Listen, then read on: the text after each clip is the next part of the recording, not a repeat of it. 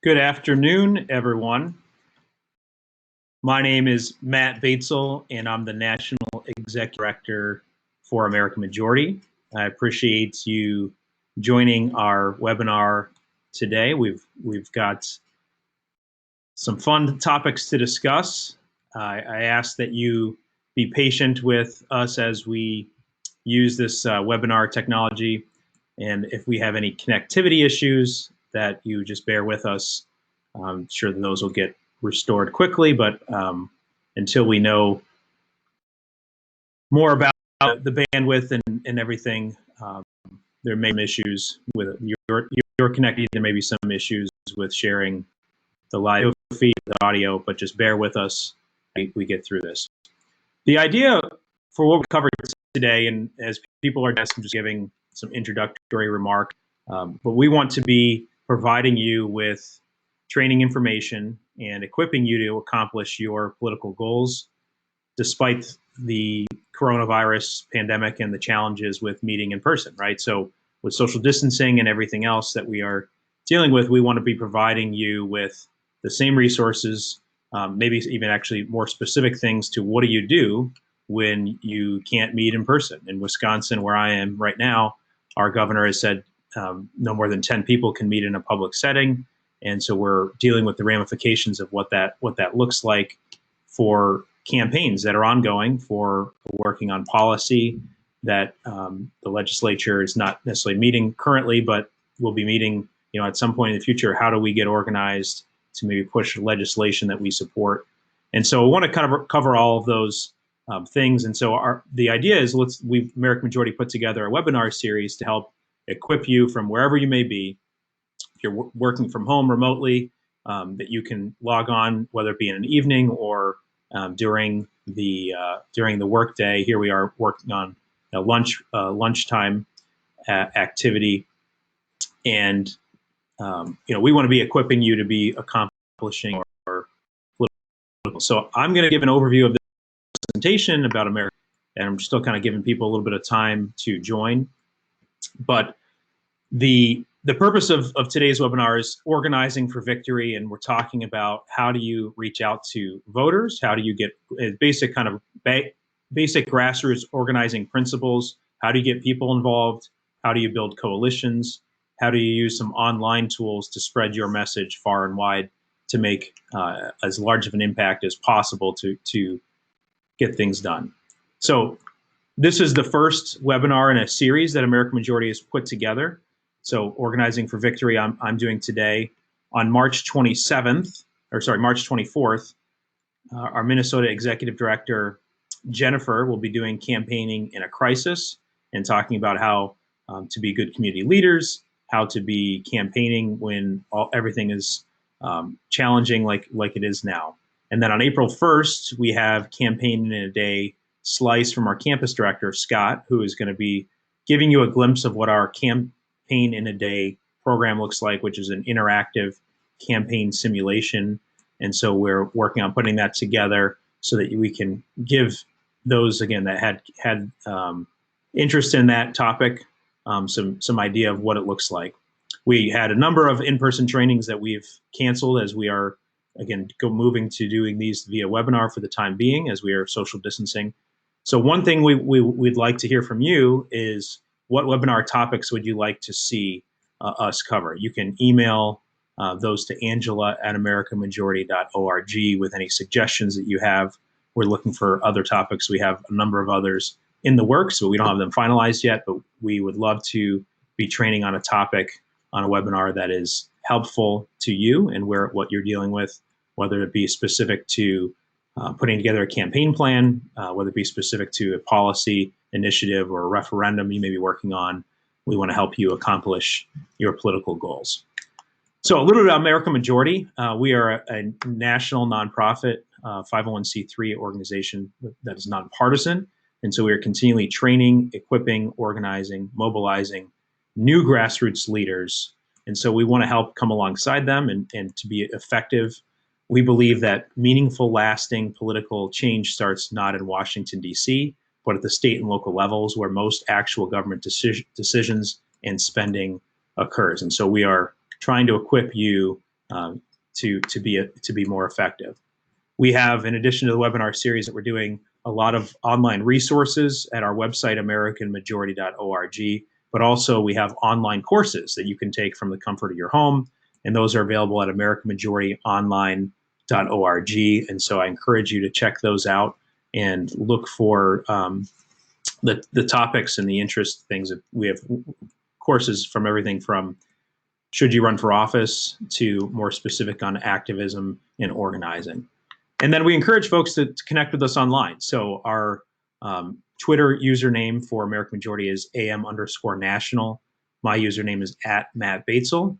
And then we also encourage use of hashtags on Twitter. You can share about this on other social media platforms as well. But AMTrain is the hashtag we use wherever we're training and we're doing webinars and different things around the country. So you can see what we're doing, where we're at by using that. And I'm based here in Wisconsin, so a hashtag I use a lot is WIRight. So if you want to follow what the conservative movement is doing in Wisconsin, that's a good one to use. And I mentioned before, our website where we have a host of information about upcoming webinars, blogs, other resources is AmericanMajority.org. So stay connected with us, sign up to receive more information if you'd like. So I am your presenter for today. My name is Matt Batesel, and I'm the National Executive Director for American Majority. You can see my Twitter header there as tells a little bit about me, but I am a conservative.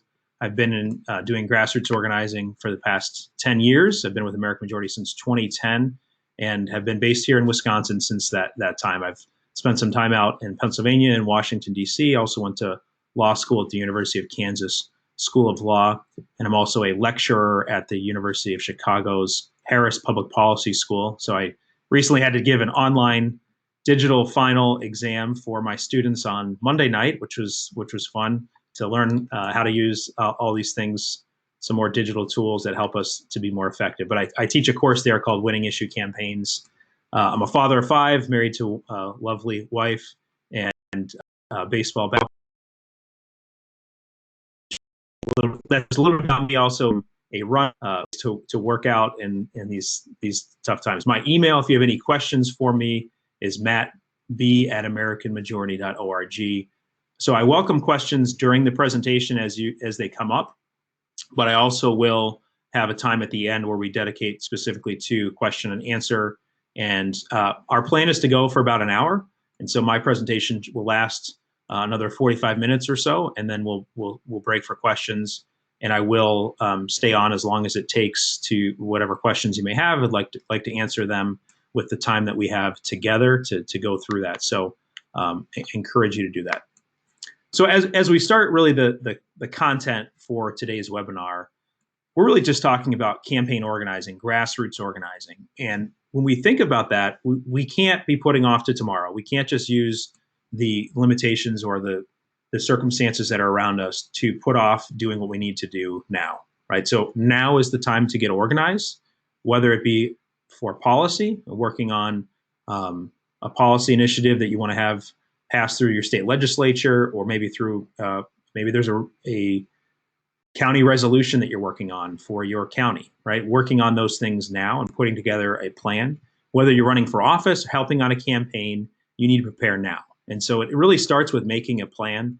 We've trained in Wisconsin alone over 180 winning candidates at the state and local level.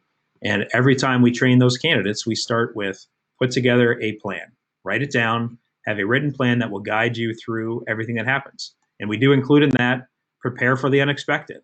What's happening right now across the world, really, but we have in America, it's unique. Was unexpected in a lot of ways, but we have to be able to still find ways. For instance, for candidates who are running for office, maybe have a primary. We had a number of states that voted yesterday. We had some states that have canceled their elections or postponed their elections for a period of time. And so you have to adapt and adjust, but it starts with a plan. What is your overall goal? It's getting in an election, getting more votes than your opponent to win the election. So for campaigns, you need to write out how are you going to get enough votes? What voters are you going to target? How are you going to target and deliver a message to them? And what are you going to do? And again, that may adapt and change as it becomes more difficult to do things like gather for campaign fundraisers or gather for in-person meetings. You have to be creative. And again, next week on Tuesday, Jennifer, our Minnesota Executive Director, will be doing a training more specifically on campaigning in a crisis and how to overcome those obstacles with specific tactics.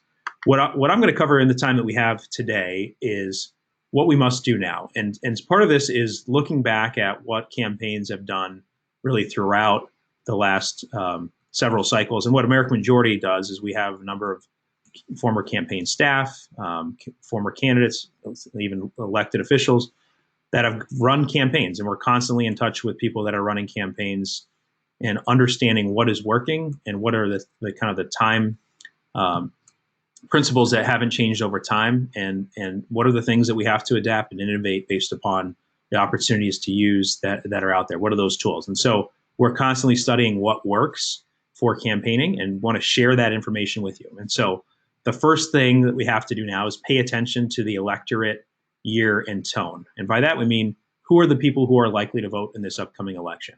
If you are focused on a primary election, part of that is understanding who are the voters who will turn out to vote in a primary. If your election coincides with a presidential primary, well, that means there's a lot more voters who will be turning out than typically would turn out in a normal primary where there's not a presidential primary, right? So understanding who those people are and delivering a message to those voters is what's going to help you to be successful. Obviously, the year, understanding that it's a presidential year, there's just everything is probably is more politicized. There's more scrutiny. There are just things that are changing, and also the tone, right? So what are we have? I'd say with coronavirus, there's a different tone, and you need to be aware of that. You don't want to be getting beat up as the most tone-deaf candidate who doesn't aware of what's going on in this country. You need to be familiar with that. And I'd say on the volunteer side as well, it's understanding that people probably aren't going to want to answer their door if you go door to door in some communities. Other communities, they may be receptive to that, but you need to be paying attention to those things. Number two, the ground game begins now. And yes, we have to talk to real people, and we still have to talk to real people right now in the next month.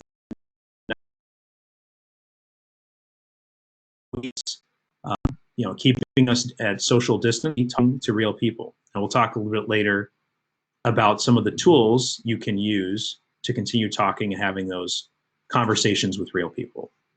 We have to also build strategic alliances. And this is talking about coalition building, use them well. And importantly, we have to engage in the battle online. We can't just cede that territory. We have to be engaged in organizing online. And so when we talk about electorate year and tone, in the 2018 midterm elections, we learned several key lessons. We saw that the resistance that popped up right after the 2016 election and the inauguration that took place, they got out and tapped into a lot of new energy and a lot of people that were maybe politically inactive for a while or hadn't been involved yet at all. And so they mobilized and organized and won across the country in a lot of critical races. What they did is they nationalized state and local elections and had congressional candidates running races that were really localized. So they leveraged that national issue passion that people were frustrated by, so their base was frustrated by, and they translated that into getting people for local campaigns, getting local resources, and then getting votes. They told their voters that a larger message would be sent to Washington or wherever if they got elected at a local level. And so just a little case study in Wisconsin, 2018, the left was better organized, motivated, and mobilized. And so in Wisconsin, we have Governor Tony Evers now giving out executive orders about various different things with coronavirus and other topics as well, because of their better organization, their better mobilization, and them focusing on getting their people to the polls. So Wisconsin or governor's race, the groups on the right that were backing Governor Walker and his campaign, they outspent the left, the groups backing Governor Tony Evers, by 3-1 margin. But Tony Evers ultimately won by 29,000 votes. And as we kind of look to see what happened. What happened in the 2018 election in Wisconsin? You could do this with other races as well, but we have to be paying attention to what is happening. It really was young people that drove the turnout, that came out to vote, that were maybe unexpected or the big difference largely from the prior midterm election in 2014. And so you may have heard of the Tom Steyer, who ran for president, did not do well. I think dropped out after South Carolina, poor performance there. But you may recall that he had organized and spent a lot of money in various different elections, and he had organized a lot of young people with this group called Next Gen.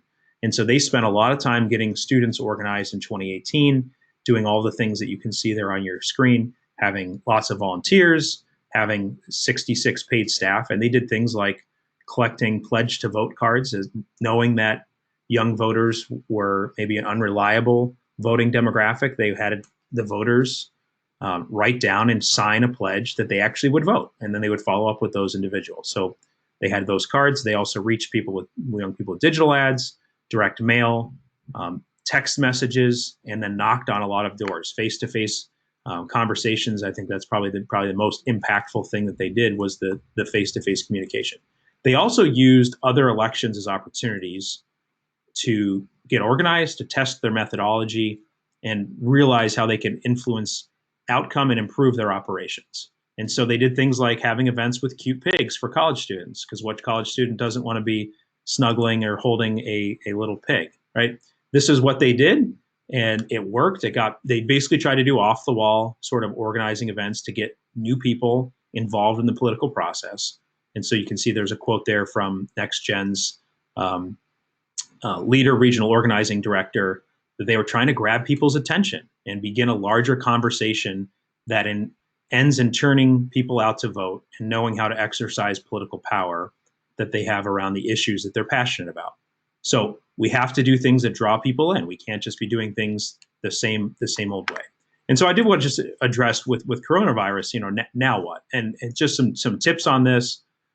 You have to, if you've got a campaign plan and you're trying to turn out voters for, let's say, an election before the end of the year, you have to have a contingency plan, right? So you have to adapt your plan to the reality of you can't do the same in-person meetings. You can't do door-to-door perhaps in the same way. And so you have to find ways to meet virtually, whether it be online. You also need to be organizing virtually. And so using more social media tools, using things like webinars or Google Hangouts,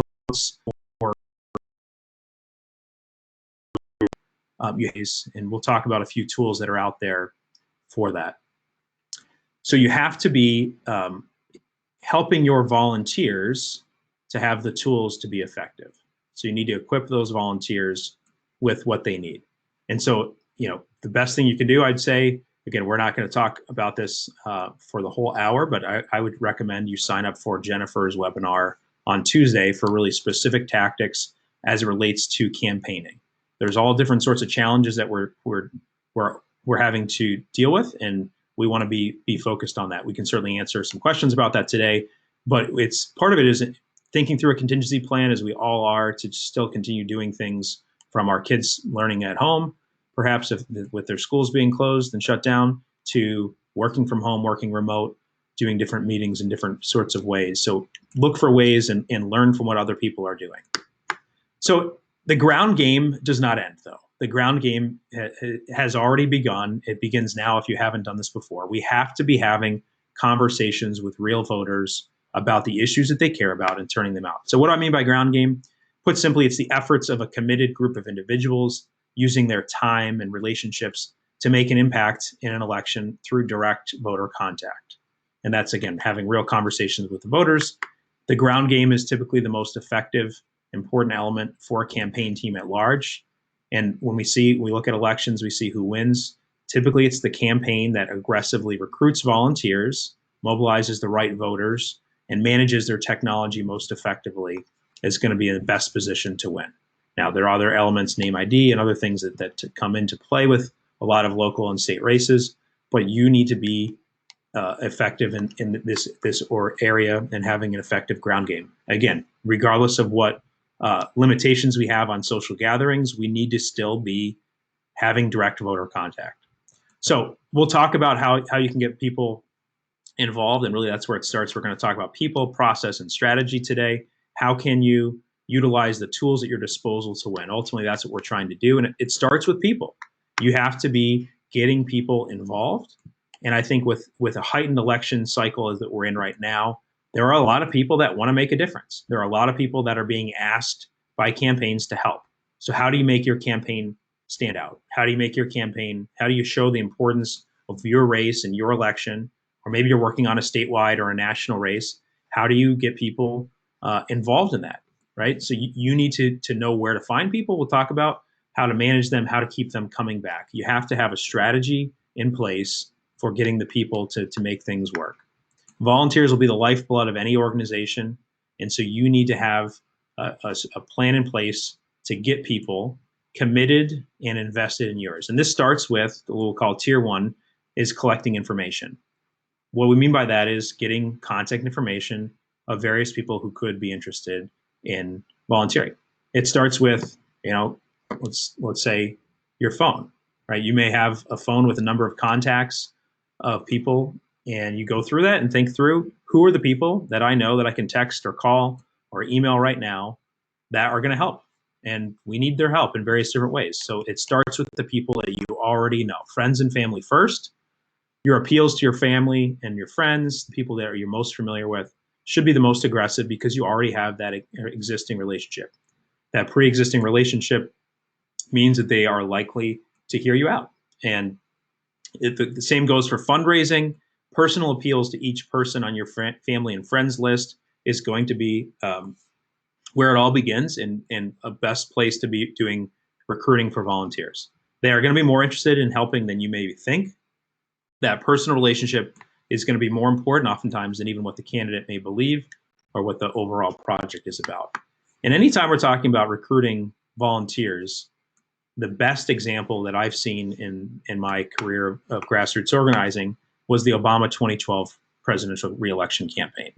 And so they did some studies. There were some reports that came out about what they did.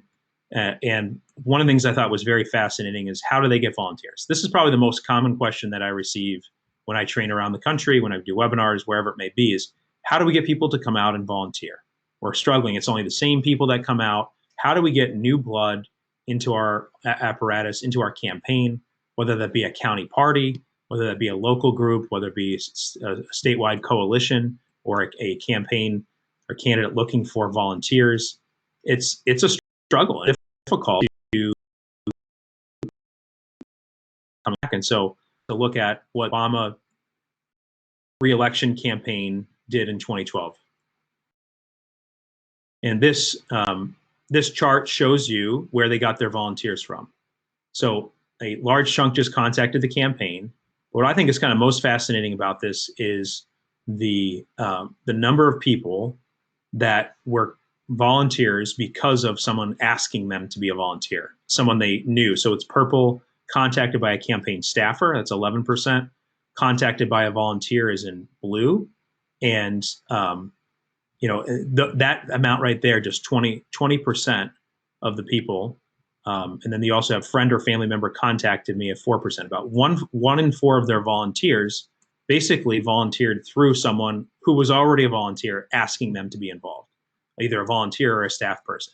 And so we want to be looking for ways, if you're already volunteering, think of asking your friends and family, people that you know. Again, this is a tried and true, not just for the Obama re-election campaign, but we see in other campaigns. It's starting with people you know and then building out from there. So after your closest contacts, we recommend places of worship, your workplace, your fellow alumni, neighbors, neighborhood associations, civic or local groups, and then other political efforts. So this could be, you may have gone to something recently and got a business card from someone for some unrelated political activity, and you want them to volunteer for your local campaign. Well, call them up or send them a text message or email, follow up with them and say, hey, I'm doing this exciting thing. We need more people to be sending text messages to voters in this upcoming election. Would you be willing to help? Have a direct ask and follow through, and that can be effective. And the challenges, are real. It's, place of worship may not be meeting regularly on Sundays anymore, as my church, is doing in this during the coronavirus pandemic. So, but it's still the relationships that you have there, right? It's built upon the relationships that you already have. The second piece then is active networking. Members of the campaign must be present at local events and actively meeting potential new volunteers. So we recommend being visible, be intentional, create relationships. And I should add with this and the next one, which is passive recruiting. Part of this you may not be able to do right now as we are social distancing, but you should make a plan for when you're able to have people and have public gatherings and speak, at events, be at conferences, have tables, do rallies. Make a plan for when that will be, and have a plan for when we're back to what we'll call normal. How do you take advantage of those? How do you find more people through the different activities that are going to still be happening later on this year in your community? And then all those people that you have identified and asked to get involved, you want to put on a list, and you want to be cultivating that list, refining that list, and tracking the conversations that you have. So what you do with your list will ultimately determine your success or failure in volunteer recruitment. Once you have someone's contact information, you really have then reached tier 2, which is following up on buying in and being involved. Each person should receive a personalized follow-up to your volunteer request. Emails should be sent within 48 hours if you've met someone somewhere. And so if you haven't done this, I would say it's no time like the present. We may have more time to send text messages or other things to follow up with people. So do that and say, hey, we need your help. There are more challenges right now, and so we need to be on the ball with this. Call the person as well. Figure out the best way to communicate with them. And this is going to vary from person to person. There are lots of people that read, for instance, Facebook messages. I found a lot of success with that recently, but they may prefer to be texted. They may prefer to do a phone call or an email. So you want to be persistent. Don't let them forget that they have interest in volunteering. And so that follow-up phone call where you can really press them to be involved, you want to have a direct appeal toward further action. If they've expressed interest in being involved, you want to give them specific guidelines or direct them to specific volunteer activity. So volunteer times, help at an event, invitation to a fundraiser, and these fundraisers may be digital nowadays, they may be online, but find ways to give them a direct call to action to be involved, and something, again, they can do. You always need to have a call to action to give them to do something, not just stay at a distance. Then tier 3 is activation, when you activate your volunteers. Always have a list of tasks, events for which the volunteer can be utilized. If you've gotten to this point, the person is bought in, and you should be focused on training and activation. Then you manage your volunteers well. Always connected to the picture. Make sure every volunteer knows the importance of what you're doing.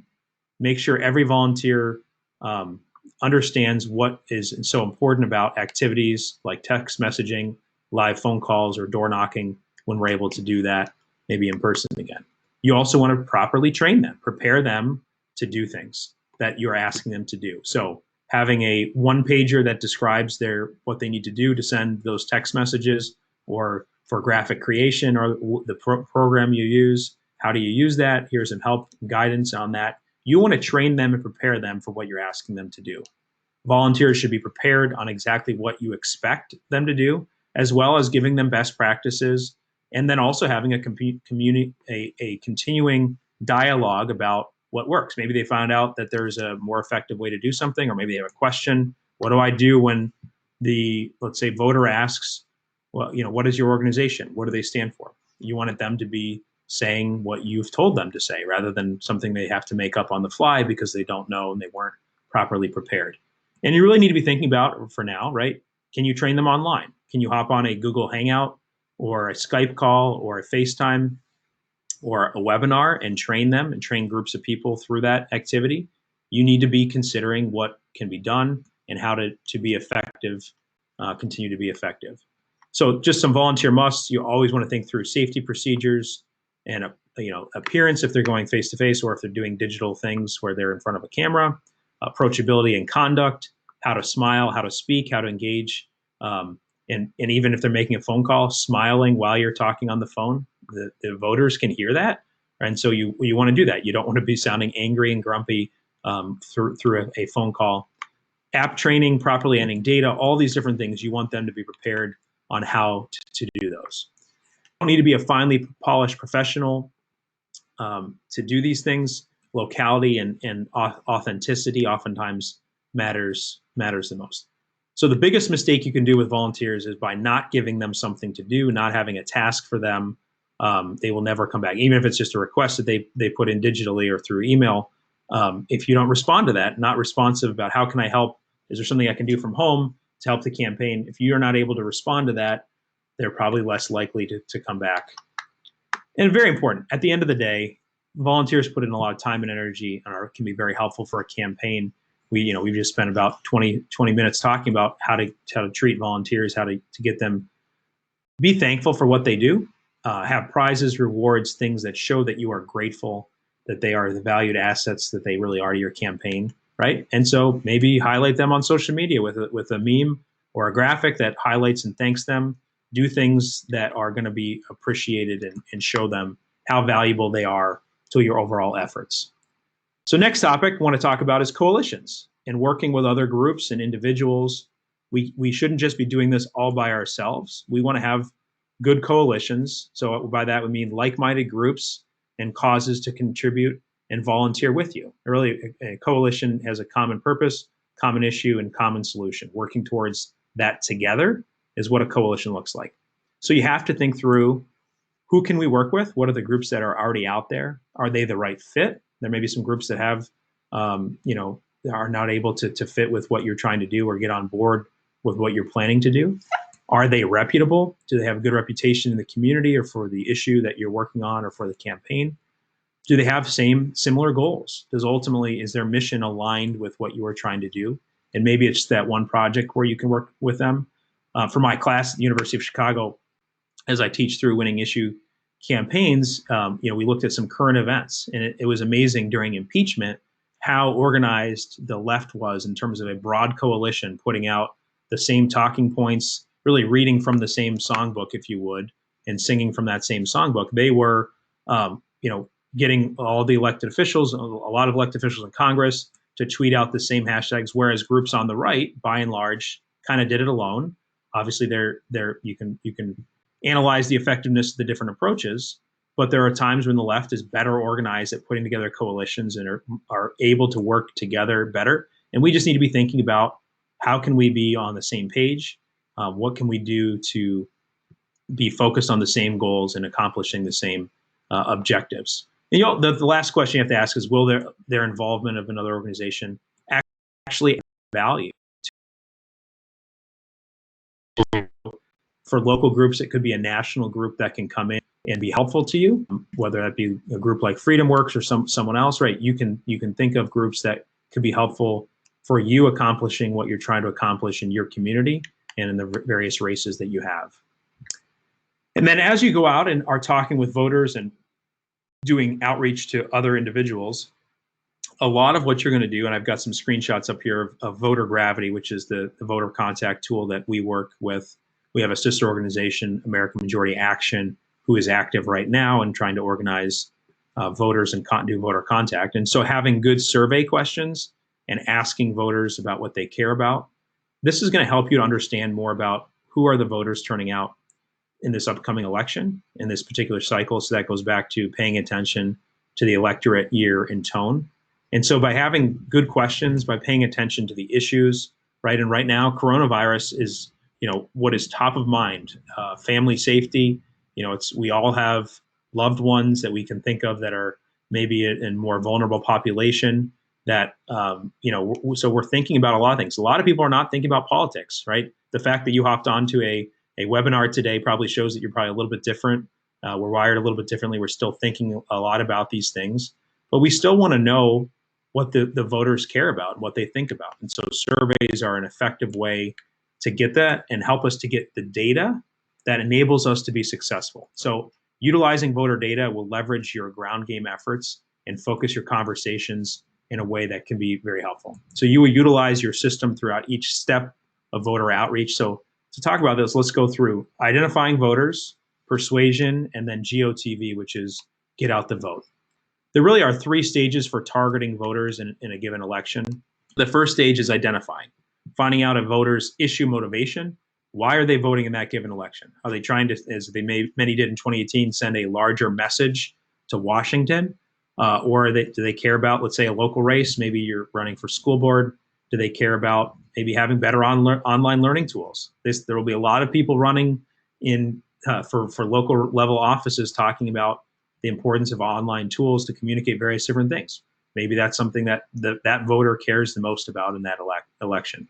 So an interaction, and again, a lot of these we're talking about door knocking when you can do that, and having a plan to have heavy emphasis on door knocking and turning out voters through that. But in person, that's probably not happening right now. So a lot of it's going to be live phone calls, text messages, online surveys, perhaps.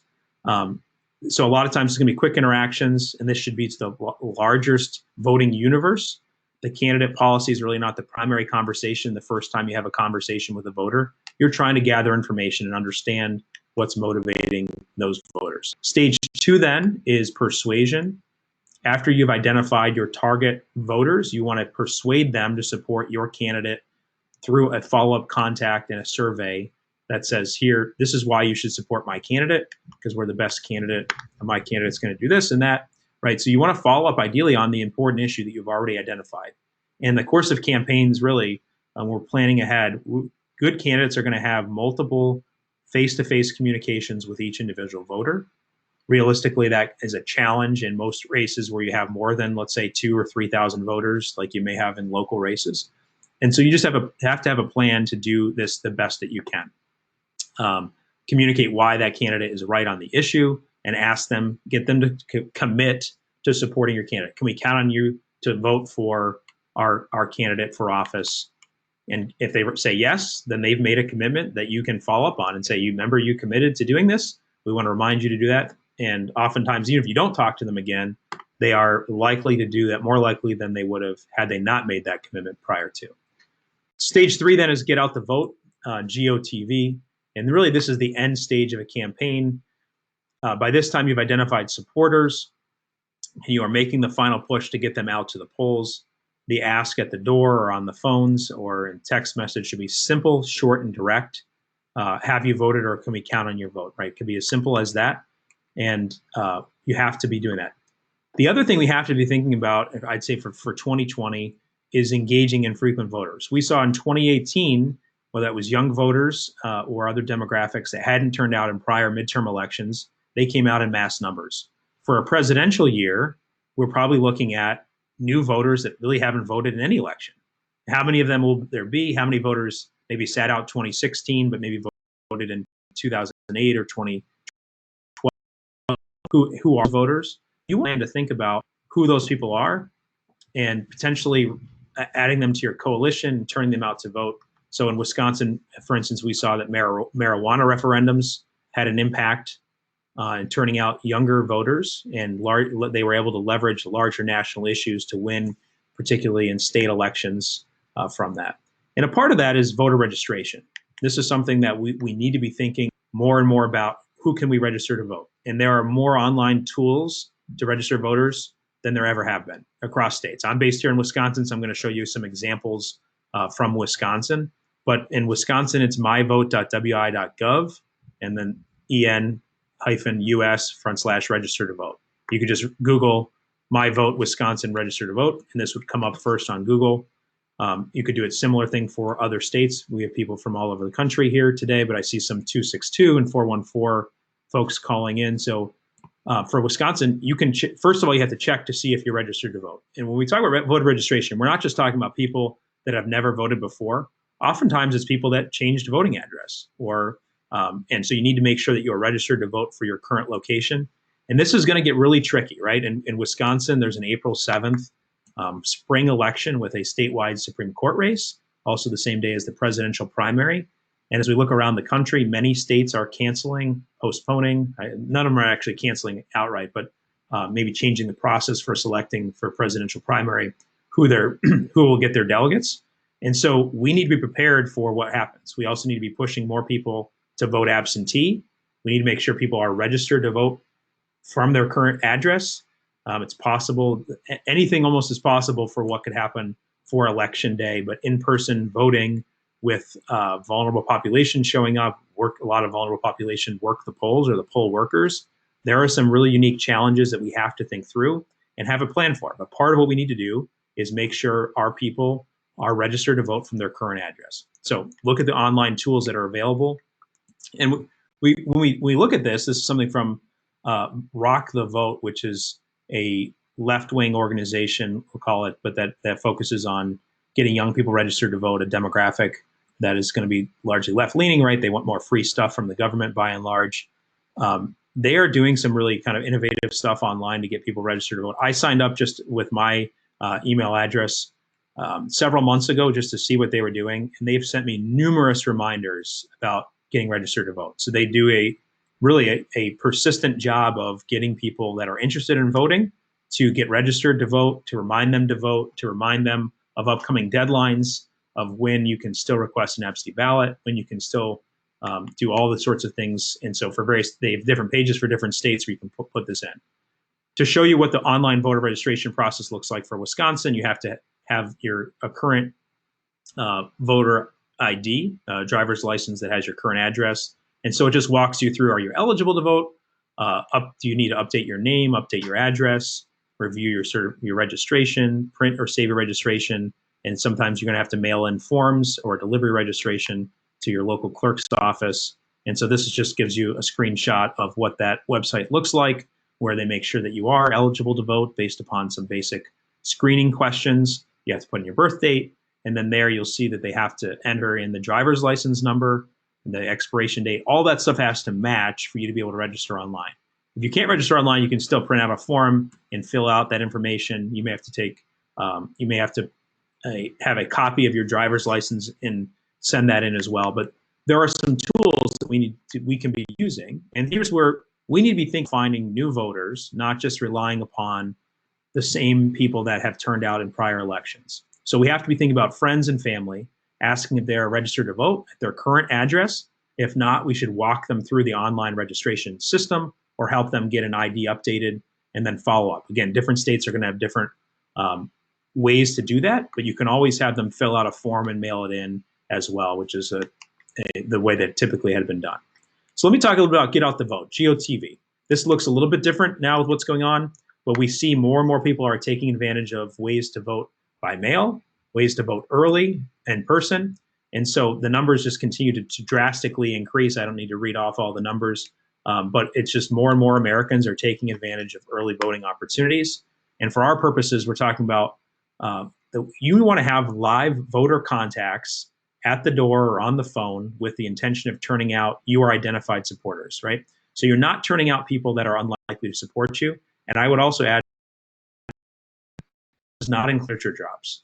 Single election cycle, where I'm out knocking doors for our sister organization. So every single election cycle, when I'm out knocking doors for our sister organization, American Majority Action, I encounter campaigns that simply do lit drops. Those are just not effective. Typically where I encounter the literature is in the street, because the wind blows it off of a door and it becomes litter. So we're not talking about just dropping literature. We're talking about having real conversations. And again, planning for having as many live conversations as possible when you're able to do that. Planning to do as many live phone calls, live text messages, digital organizing techniques. But we know the most effective way to turn voters out in an election is a face-to-face conversation. So we have to still have a plan for that, prepare for that for the fall election especially. And we see the studies show consistently that it will turn out more and more people to vote, whether it be a local, a state, or federal race.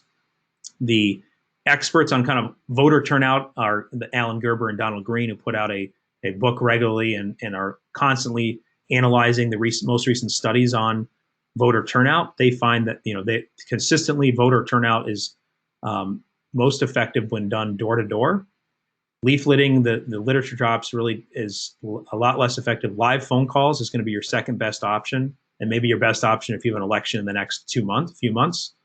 Direct mail has no detectable effect. I will say in a lower turnout election like a primary or a spring election, direct mail can have an impact, but it really gets lost in the shuffle when you're talking about large elections, and it doesn't have the impact across every single cycle.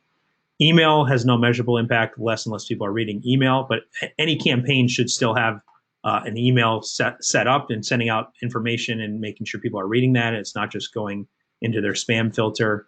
Robocalls, less effective. Television, radio ads can have an impact in raising turnout. But you want to be thinking about what is the most effective. Text messaging is something that's not on here because we haven't had studies done on that, but it is a tool that can be used, especially in the social distancing era to be able to be effective. So talk about social distancing, get out the vote. You have to be spending more time doing live phone calls. Look at the peer-to-peer text messaging opportunities and also relational organizing, which is something the left does well. So I just put up here two different programs that are out there. I've used Call Hub in the past, and for as little as 3 cents a text message, you can do peer-to-peer text messaging. By peer-to-peer, we mean it's actually an individual hitting send on each text message. And typically, it's on a laptop. It's not necessarily typing in all the words on a phone, but you're able to send a lot of messages. You get a really low response rate typically, but you get a very high readership rate. About 90% of people read those text messages. So it's more effective for getting a message out. Maybe not as good for getting a survey like you would at a door or on a phone, but it's a tool out there, right? And so Rumble Up, I did a screenshot of what their website looks today. With COVID-19, they say why texting is the new handshake. And so obviously they have a product to sell, and they're trying to tell you that the best way to campaign in this era is through a text messaging peer-to-peer program. So some things to consider for turning out the vote. I'd say very importantly, another thing we can do is connect social media with Get Out the Vote. So researchers at the MacArthur Research Network on Youth and Participatory Politics report that young people who are politically active online are twice as likely to vote than those who are not. And so we have to be organizing and engaging online. We see that 1 in 4 social network users say they've gotten more involved in a political or social issue after reading about it on social networking site. So the people that you're interacting with online are voters. We also see that Americans are getting their news in more and more different ways. So this was a recent study done on the right, was a poll from a group called Crooked Media in Wisconsin. On the left is Pew Research numbers there. But on the right, the most surprising thing to me is that they recently asked Wisconsin voters, what is your primary source of news? Print newspapers are only at 3%. 10 times that amount was online news sites. So people are reading about information online. Facebook was at 7%, Twitter, podcasts, you add up all these things, and more people are receiving their primary source of news online. Radio, which a lot of people focus on conservative talk radio and its impact, only 9% of people are getting their primary source of news online. So a very good platform for us to use, but it's not going to be it's not the only way that we should, not the only thing we should be relying upon.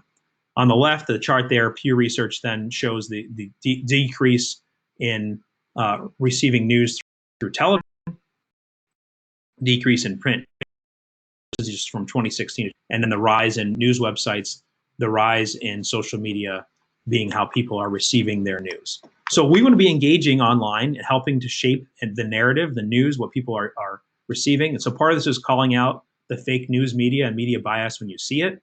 So an example of this recently, in 2018, there was a reporter in Ohio who did a story about a federal judge blocking an Ohio Down syndrome abortion ban. So she wrote this article, and we quickly realized that the judge who wrote the order actually had worked for Planned Parenthood, and that did not show up in the article. So obviously there's a clear conflict of interest. And so I sent this tweet, at the reporter's name: why does your story about Judge Black striking down law banning abortions in Down syndrome cases not mention he used to work for Planned Parenthood? And then I used the hashtags pro-life and defend PP, which is defund Planned Parenthood.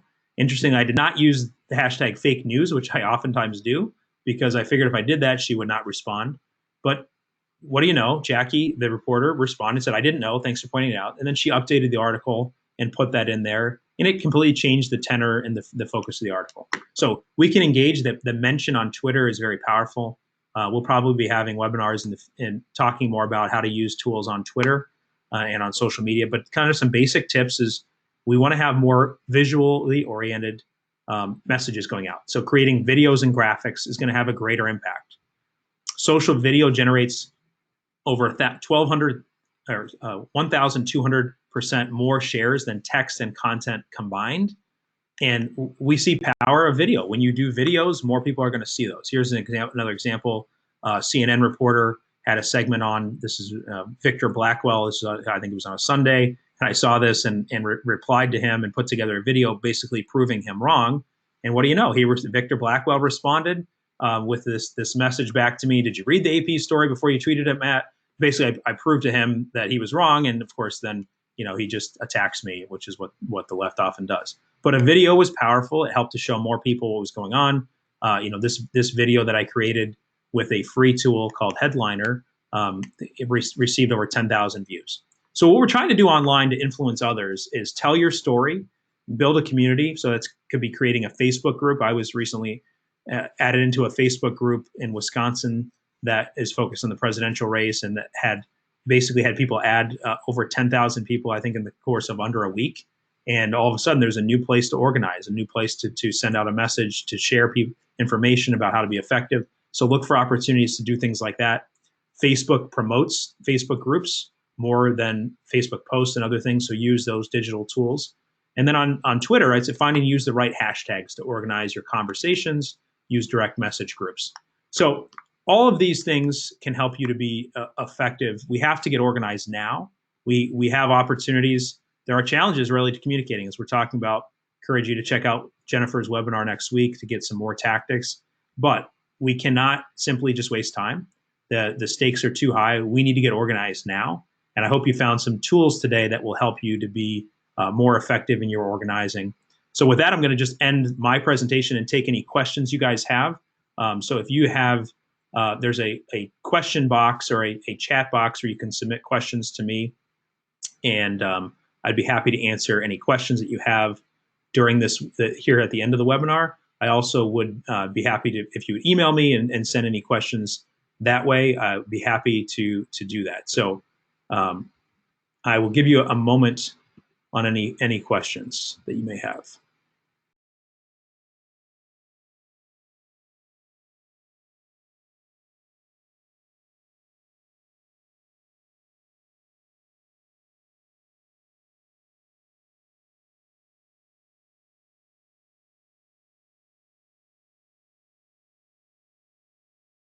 So, one common question that we received recently is on how do we continue to meet, let's say groups that had meeting opportunities, how do they continue to meet with the, if they're meeting in person. And I would recommend that you use tools like Google Hangout, depending on the size of the group, right? You're not going to be able to have, I don't know the limit on Google Hangout, but you can use software that we're using today, AnyMeeting, that would be helpful.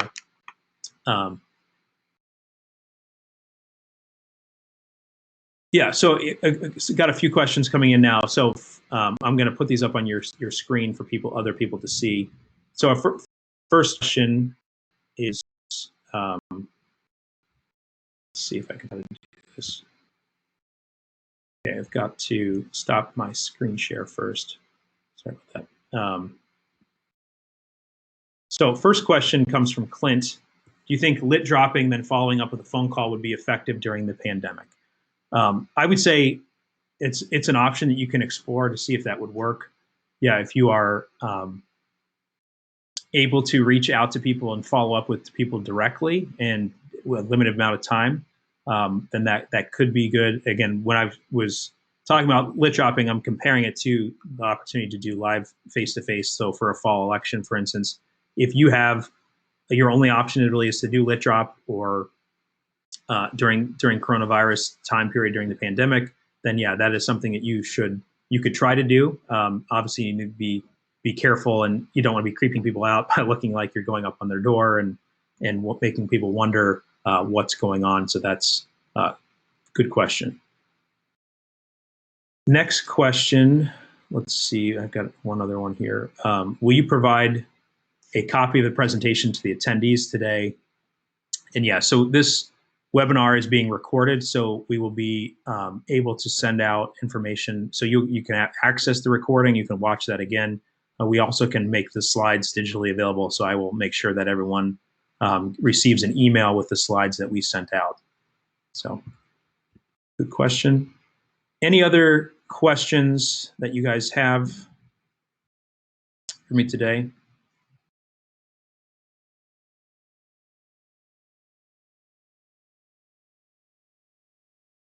So I see some friends that joined in today, some staff people, obviously with some colleagues of mine. Hope all of you guys are doing well, staying safe, and yeah, being careful with everything that's going on. It's crazy times, I'm sure. I hope you got enough the food and toilet paper and everything that you need for what's going on. Looks like we got one more question that came in. Yeah, so this is a good question from Greg. So any idea on youth turnout this fall, especially in the fact that one candidate won the way he hoped? So good question. Youth voters are really a question mark in a lot of different elections. What are they going to do? How are they going to turn out? Obama had the best operation for turning out young voters.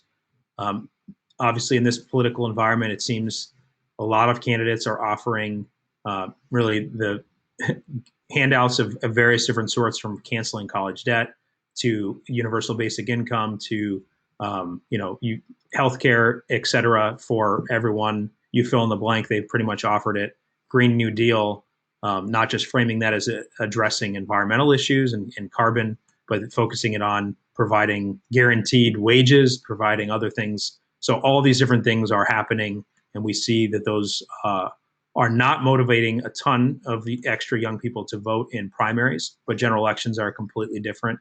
And so I think it really remains to be seen, and it's going to be one of these groups of voters that could really make or break the election this fall. And I would just say, for conservatives that are campaigning, you want to reach out to them with a message, not necessarily gives them more government handouts or spends a ton of money on them, but just shows that you care about them and you want them to have choices that they have in their life that are fundamental to our free market system and that are important, that they understand the value of having choices that other countries, like socialist countries, do not have. And so I think we need to be aggressively confronting socialism and helping people to realize what that looks like in other countries where it has been tried. And yes, socialism has failed everywhere it's been tried.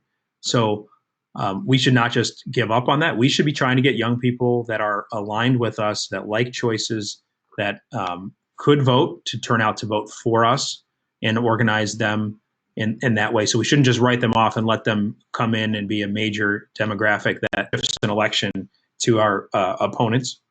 We should be working to get the number of them, as large a number of them as possible, to vote for us based upon the same concepts and basic principles that we talked about today, of understanding what motivates their vote and talking to them about those issues that they ultimately care about. Good question. Last call for questions. Appreciate you guys joining me here on my lunch hour and your lunch hour, hopefully, and hope give us. We were topics that we could be covering. We are looking for topics that we could be covering in future webinars that we do. And so I encourage you to email myself. Let me put this back up for a second, share my screen with you. Stop my webcam. But so my email is there up on the screen, mattb@americanmajority.org. If you have topics you'd like future webinars, we would appreciate you sending us some ideas, and stay tuned. Our website is americanmajority.org. We've got a number of different webinars coming up in addition to the ones from Scott and Jennifer in the next 2 weeks. We are also working on other topics. So let us know if there's something that interests you that you'd like to hear more about and get some advice, even just specific questions to me. Best thing to do is email me at my email and ask those questions. So thank you guys so much for joining us today. Again, American Majority is here to be a tool and a resource that helps you through all different sorts of times, through the challenges that we have with coronavirus, and through what this upcoming year looks like, through the fall election and beyond. We're here to be a partner and a help and a resource to educate the grassroots and help you to be effective in accomplishing your political goals. So don't hesitate to reach out and ask us how we can be working together.